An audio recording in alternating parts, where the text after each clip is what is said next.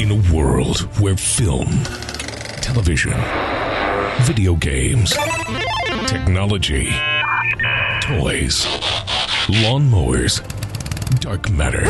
Wait a minute. Lawnmowers, dark matter? Oh, sorry. Where most of those things meet, one podcast stands alone, going behind the scenes. Hold on to your butts. I love it when a plan comes together. You're listening to the Mediajuice Podcast. Hey everybody, welcome to the Mediajuice Studios podcast with Jeremy Snead and my producer Jeremiah Isley, who's just told me he's sending a text message to have people stop bothering him while we record. So you know he'll have his full attention. You have my undivided attention. I'm in a very bland room. There's nothing to distract me or anything. So this is episode 3. I'm having fun so far. How about you, Jeremiah? I think it's going swimmingly. I'm having a great time. Yeah, to quote Keith Robinson, one of the original game designers of the Intellivision, Tron Solar Sailor, and had some input on Burger Time. To quote Keith Robinson, he says, the late Keith Robinson, I should say, in his tribute video that we produced, he says, "We had a lot of fun developing the games, and after all, at the end of the day, if you're not having fun, then what's the point?" So we're here to have fun, talking about stories, media juice, me, filmmaking, television, movies, games, toys, tabletop, you name it. So I'm looking forward to this episode. We've got actually my editor, Kenny Price. He's my lead editor here at Mediajuice. He's going to be joining us for the green room. And that should be a lot of fun. I've worked with Kenny for years, and I think Jeremiah, even you as an audio editor and producer will probably be interested in hearing some of Kenny's insights. Yeah, definitely. Looking forward to that conversation for sure. And here we go. How trailers come to life. I guess today we're visiting a museum. Is that right? Is that a difficult process? Does he edit? Does he shoot? And Kenny, his dad, said no. We are once again taking a look behind the curtain. We are tonight's entertainment. All I'm offering is the truth, nothing more. You can't handle the truth. Pay no attention to that man behind the curtain. Jeremy, tell me about this whole anatomy of a trailer thing you got going on. Oh, yeah. Yeah, I sent you a couple episodes. The anatomy of a trailer is something we started a couple of months ago here at Mediajuice, and it's really just what it sounds like. It's kind of a vlog, a video version of a blog where we take trailers that we've produced for clients, and it's kind of just my commentary talking about the process, the creative approach, and it's been fun. I think we've got about 10 or 12 of them produced so far, and I think we've released 3 or 4 of them. So, for example, Duke Nukem is a trailer that we did for Gearbox last year. We talk about that, the whole process, and it's really something where it goes back to the inception of, when the client called us, the creative approach, the concepts, even pitching, how we pitch as a team to a client to say, hey, we've got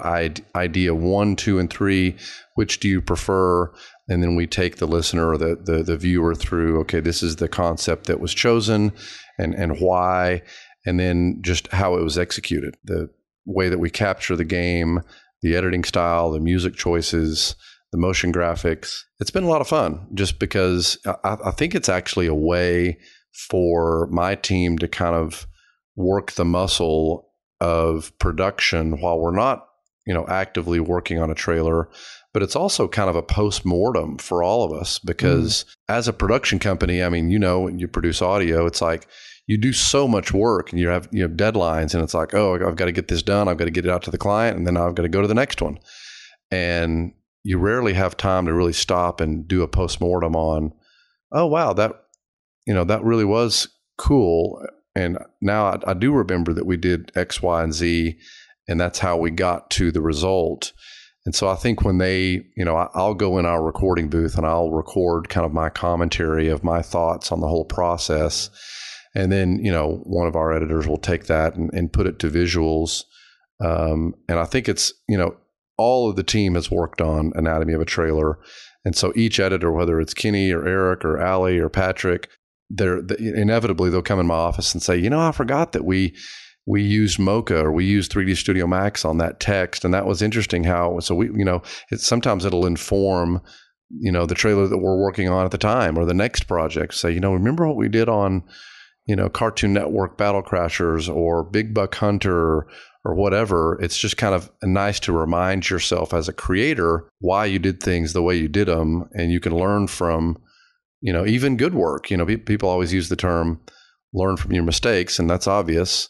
But learning from good work that you've done too, to say, okay, how do we replicate that, or how do we do it the same but different?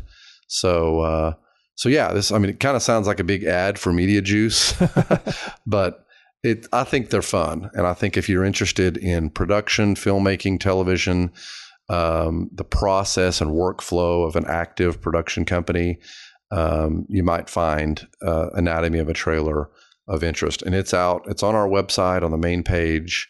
It's one of the thumbnails. It just says Anatomy of a Trailer, or it's also on our YouTube and Facebook. So check out Anatomy of a Trailer to see how trailers come to life here at Mediajuice. Yeah, I think there's some value in that too, just even if it's a self-serving thing that, there's the concept that if you really want to learn something, teach it.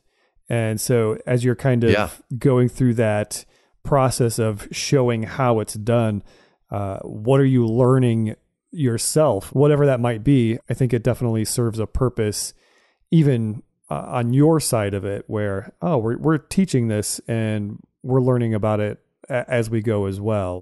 Yeah, it's sort of, we all have this ball of experience and wisdom and foolishness and whatever you want to call it, swirling around in our brains and our souls of our lives, of things that we've done successfully and unsuccessfully. And I think until you verbalize it, you don't really realize, I think, in a holistic way. Of course, you know it because it's part of your human experience. But for me, even when I've given talks at universities and Q&As for video games or for Unlocked or even Mediajuice, I've had LSU brought me out, I think it's been about a year and a half ago, and we did screen some of my work and some of the questions that the film students ask. As I'm answering them, I'm like, oh yeah, I did do that. Or, oh, that was interesting. It's like you almost learn or can learn from yourself as much as you can from others. If you can look internally and kind of, to quote Nietzsche, the most important thing in life is to know thyself, because, I think it's like people that are unaware of how they are, that lack of empathy, it can be blinding to possible opportunities or to learning from your human experience. So I think that's a very good point. Yeah, definitely. And as Sun Tzu said, know your enemy. Yes.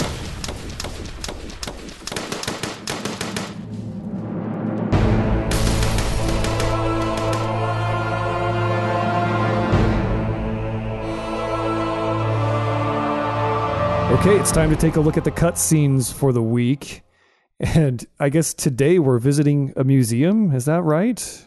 I guess virtual museum. Okay. So, yeah, I thought I'd let people know about this. So Video Games, the movie, my film that came out in 2014. It's about 90 minutes long. And anyone who has worked on documentary content knows that 90% of what you shoot just doesn't make it in, because I think we shot something like 120 interviews for Video Games, the movie, and they all average an hour and a half, some of them 2 hours. And so just do the math on 120 interviews, a lot of footage that just doesn't make the documentary. You have to find the needles in the haystack to tell the narrative that you want, which is what we did for Video Games, the movie. And so I think this time last year is when we started on it. It was an intern actually that was working here. And it kind of reminds me of that scene in Christmas Vacation where they go to put the lights on the house, and Clark takes the big ball of lights and gives it to Russ and is like, here, Russ, I'll let you work that out. It's like I give this intern that came in, this stack of hard drives and said, here, why don't you make something of that? Good luck. Good luck, but we did, we sat down and basically said, hey, of all of these amazing industry veterans, Dave Crane, who created Pitfall, and cultural guys like Chris Hardwick and Ernie Klein and Will Wheaton, have, all these amazing stories about their console journey, their gaming journey of all the games that they played and the systems that they played on. The vast majority of that just did not make it into the film. And so we kind of brainstormed and said, what if we created essentially a virtual video game museum where we go back all the way to the first systems like the Magnavox Odyssey and the Atari 2600, all the way to now, Xbox One and PlayStation 4. Mm-hmm. And we, create a video archive of those so that if somebody's interested in, what about the ColecoVision or what about the Intellivision 2, they can go to this, what we're calling Jeremy Snead's Video Game Museum, and they can learn a little bit. It's not exhaustive by any means, but I think it's kind of fun. So over the course of the past year, by no means have we worked on it every day. It's just been when things aren't busy here at Mediajuice, then one of the editors, or multiple of our editors will jump in there and chip away at it. Kind of the old cliche: how do you eat an elephant? One bite at a time. Yeah, exactly. So that's been the past year. And so as of about a month ago, we were finished and we started releasing these on the Mediajuice website, Facebook page, YouTube, Twitter, Instagram. Instagram, they're a little bit cut off because you can only share 60 seconds. But if you want to watch any of those, we're releasing, I think, 2 a week, and we'll be doing that through the end of the year. And so check out Jeremy Snead's Video Game Museum for all kinds of retro video game goodness. So that's great. I think that's a super deep well of knowledge, and just like you said, there's so much footage that doesn't make it into a feature-length film, especially a documentary, that I think that'll be for the person who is looking for that type of knowledge or content. Man, that's just a huge wealth right there. So good stuff. Yeah. We're all gamers.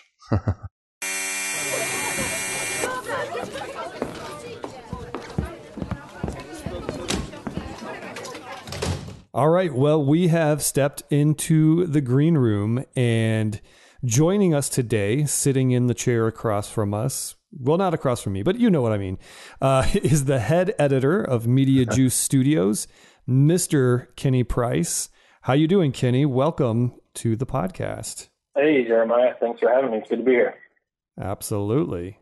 Yeah. So Kenny has worked with me for, gosh, how long, Kenny? Has it been 5 years, 4 years? I lose track. I mean, somewhere around there, 4 or 5 years. Kenny came on board towards the beginning part of Video Games, the movie, my first film. I had been shooting for about a year. Does that sound right, Kenny? Yeah, and you were still shooting. It was kind of halfway through the production process and wanting to kind of get the legs moving on the post.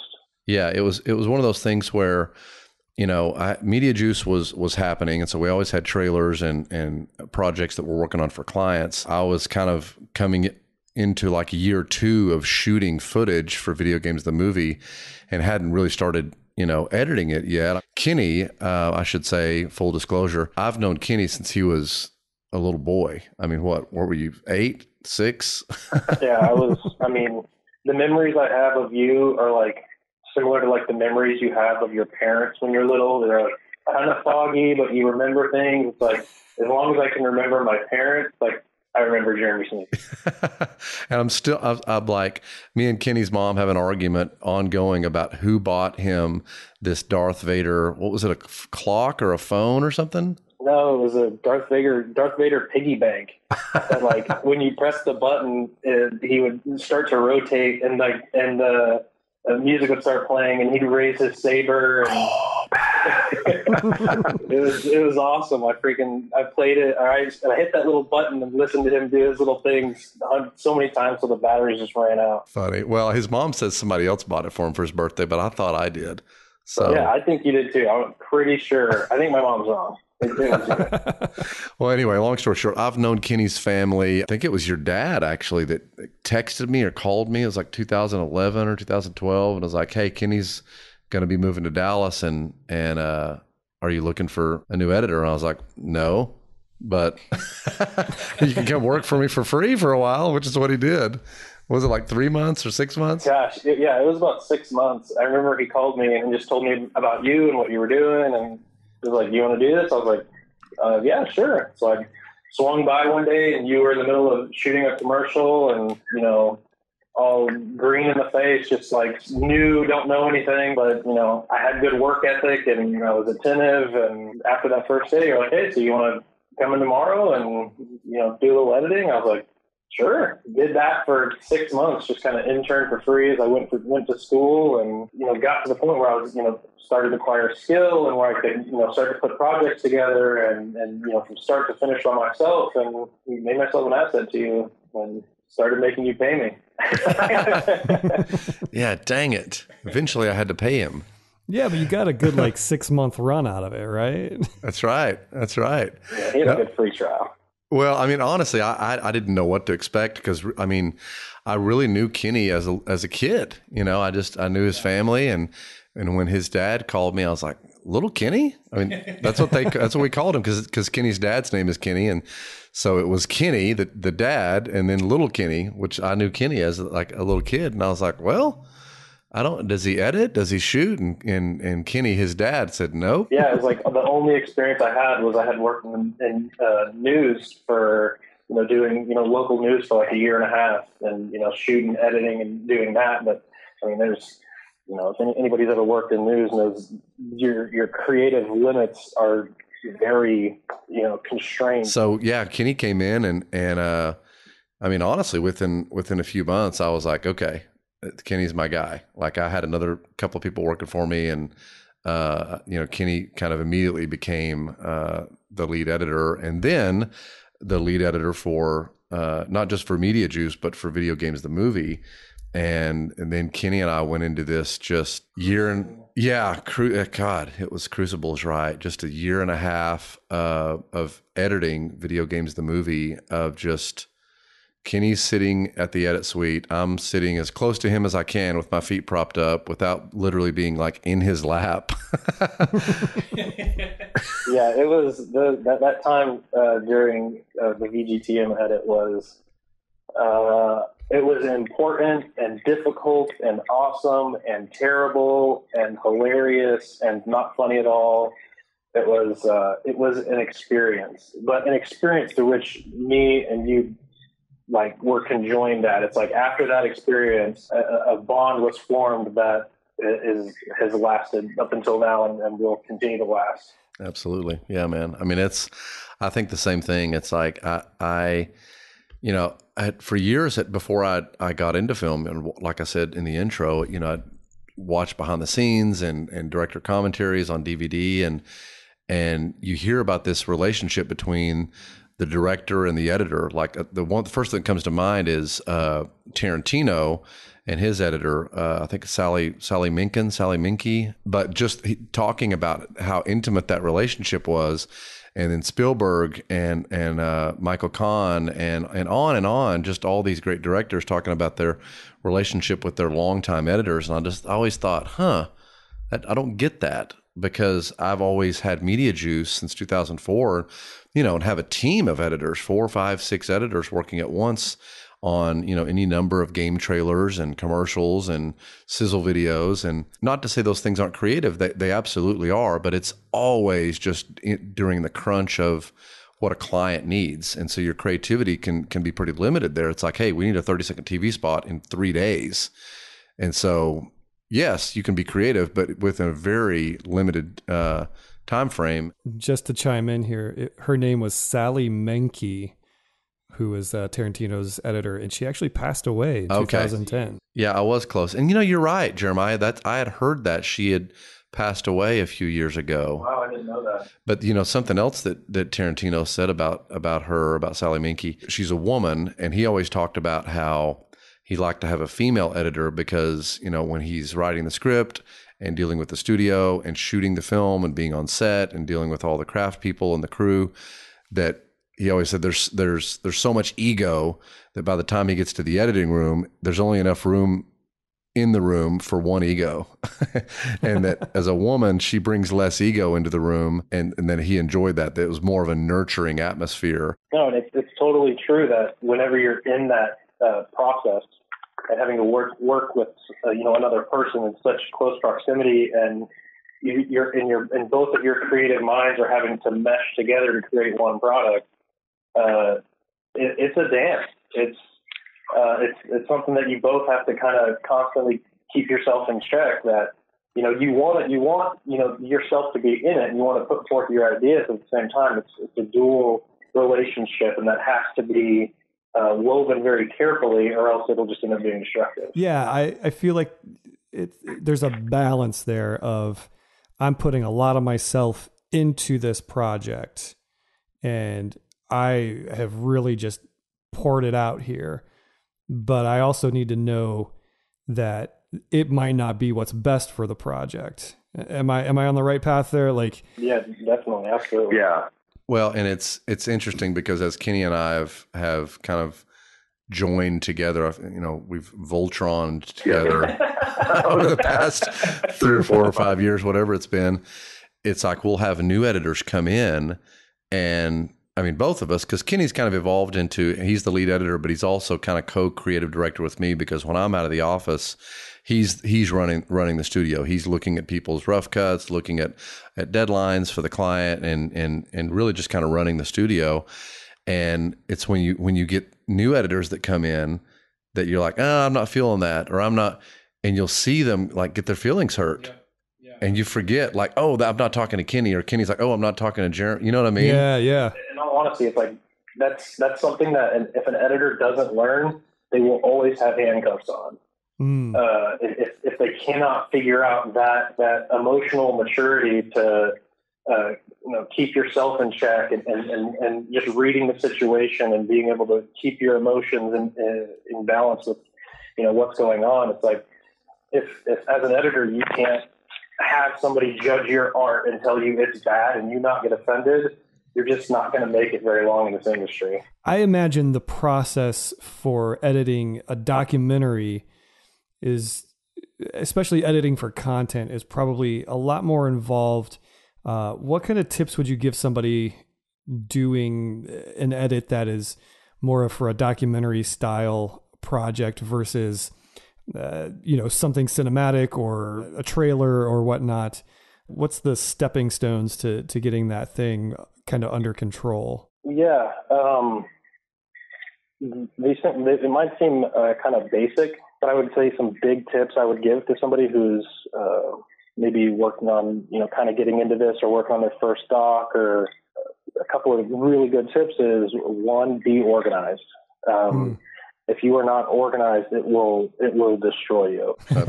Absolutely. Totally agree with that. Yeah. And another thing, and when I say organized, I mean, this will kind of speak into my second point. The second point being, you need to know your footage. You need to know what you're working with. So if you just, a lot of times as an editor, you don't have the experience of going to all these shoots and being in the interviews and knowing what people said and knowing what's been shot. So you have to, after the fact, ingest everything. You have to, you don't know anything about the project most of the time, other than what's been explained to you. And so you have to intake all that information and that footage and that audio and figure out where the gold is. In normal film and normal feature filmmaking, the director is God. And in documentary filmmaking, God is the director. You can set out to do a documentary and tell a story, but you don't know what actually you're going to tell until you get back to the edit bay and figure out what you have. Well, great. Kenny, thanks so much for giving us some of your time today. We really appreciate you coming on the show. Oh, absolutely. Okay, well, this is your chance to be heard. It's the Script Notes segment in which we answer communications from you, the listeners. So if you want to be a part of this segment, you can always email mediajuicepodcast@gmail.com, tweet at Mediajuice Twit with 2 T's on the end, or just go over to facebook.com/Mediajuice Studios, like Javier Boughton did. He says, hello, how can we purchase Unlocked outside the USA? No, it's a common question. Right now, Unlocked is available in the US only on iTunes, Google, Amazon. I had to think about it. Amazon, Steam. It's just landed on Xbox, and it's coming to PlayStation Network in a couple of months. And we are expanding as we go. So eventually it will be available in all territories. But right now it's US, I should say US, Australia, New Zealand, Canada, continental United States. It is also available in the UK on iTunes and Amazon, but not on some of the other platforms. So bear with us. But that is a perfect segue into, if you look on the website, unlockedtvshow.com, the DVD and Blu-ray are available to purchase from anywhere in the world, and very reasonably priced. And the good thing about the DVD and Blu-ray is, unlike the digital versions, they have hours of bonus content, just behind the scenes, making of, gag reel, a lot of fun stuff. And we put a lot of TLC into the Blu-ray and DVD, the menus, like I said, the behind the scenes, and of course all 8 episodes in glorious HD. Excellent. So Kurt also posted on Facebook, and he says he's asking about celebrities. He said, how did you go about casting all the celebrities in Unlocked? Is that a difficult process? Oh, yes. Clearly, Kurt has not watched episode 8 of Unlocked. He is clearly not. I was going to say that. All those secrets are revealed. That's right. The world Unlocked, the world of games revealed. Yes. Yeah, well, the short answer is it can be difficult if you don't know what you're doing. And I'll just throw a little advice out there for any independent, aspiring filmmakers. A couple of things. One, of course, you need passion. So you need the talent that you're targeting to be interested in the subject matter. And in our case, everyone was. So, surprisingly, Tom Arnold, since he has a new son, I think they've got 2 kids now, he was interested. It's like, I know that gaming is a big part of the next generation. And, Tom has the same agent as Sean Astin, who is also in Unlocked, but also our executive producer. And so Sean had kind of mentioned that, and we thought, that is a different demographic, and we do want to reach those people. Finding out if you can, the talent is interested, having some form of budget. And then the number one advice I would give is just secure a casting director, because not just for their expertise in approaching these people, but also just the perception of you as a production company or as a filmmaker. Offers can come from anywhere, and often do, to agents and managers. But if you can find a known casting director, work with them. Our casting director was a girl named Erica Palgon. She worked on tons of stuff. And she basically interviews me as the director and says, okay, what are you looking for and why? And what about the style? And what are you going to shoot? And then she'll go back and compile, like, okay, here's some recommendations of people we can get within your budget, within your time frame. And then from there, that she would just start making offers and start talking to the talent's agent, publicist, sometimes both.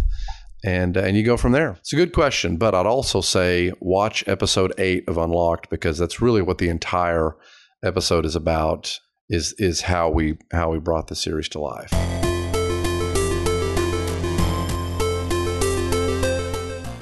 Well, I think that is going to put a wrap on yet another episode. Hey, that's 3 down. Episode 3 of Mediajuice, which, if people don't know, Mediajuice, our tagline, is where ideas come to life. There you go. It's coming to life. 3 episodes in. This podcast is coming to life. You're right. 3 episodes. There it is. Once again, if you want to be a part of the Script Notes segment, or if you don't want to, but you really have to tell us something, you can write MediaJuicePodcast@gmail.com, or you can tweet at Mediajuice, twit with 2 T's on the end, or, like we said earlier, go to facebook.com/Mediajuice Studios.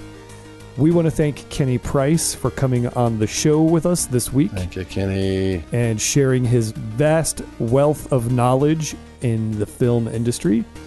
And we want to thank you, the listener, for joining us as well. All things Media Juice, as well as my blog, are on MediaJuiceStudios.com. So check that out for a recap of anything we talked about here. And stay tuned for episode Quattro? The quad episode? 4? That's 4. Number 4? Uh-huh. Excellent. That's it. That's all I got. Alrighty. Thanks so much again, and we'll see you next time.